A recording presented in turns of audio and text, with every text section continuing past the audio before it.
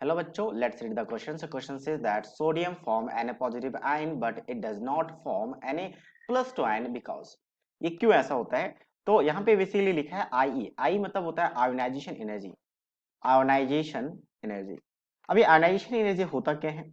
तो इसके बारे में थोड़ा सा हम पहले डिफाइन कर लेते हैं।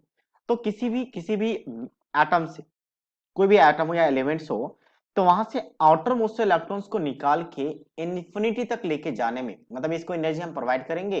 तो फोटोन का फॉर्म एनर्जी प्रोवाइड किया गया। तो इन यहां से इसके आउटर मोस्ट से इन्फिनिटी तक लेके जाने में जो भी एनर्जी रिक्वायर्ड होती है उसे कहते हैं आयोनाइजेशन एनर्जी।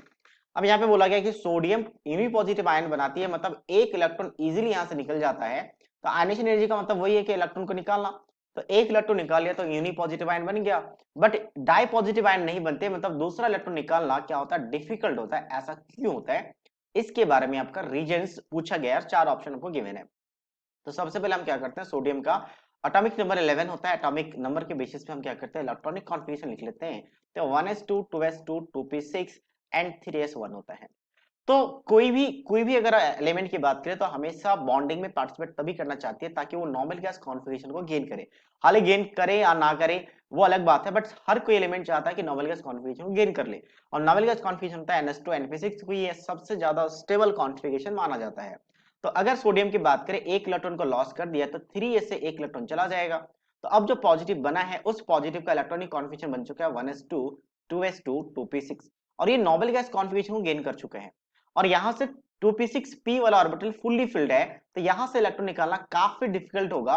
तो जब नेक्स्ट इलेक्ट्रॉन हम निकाल लेंगे Na पॉजिटिव से निकाल तो लेंगे, but we have to provide must must energy, मतलब बहुत ज्यादा एनर्जी यहाँ पे देना पड़ेगा। Must more energy than first step.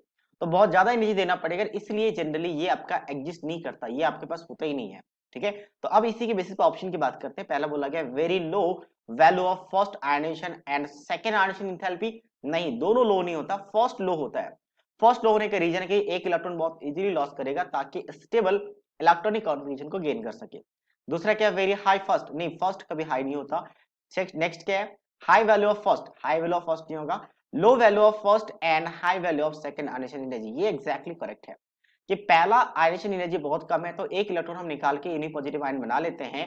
But ये डज नॉट फॉर्म दिस, क्योंकि यहाँ पे सेकंड वाला आयनेशन एनर्जी बहुत ज्यादा हाई होती है, तो हम इसको फॉर्म नहीं कर पाते। So that means option D is the right answer of this question. So I hope you understood it well. All the best.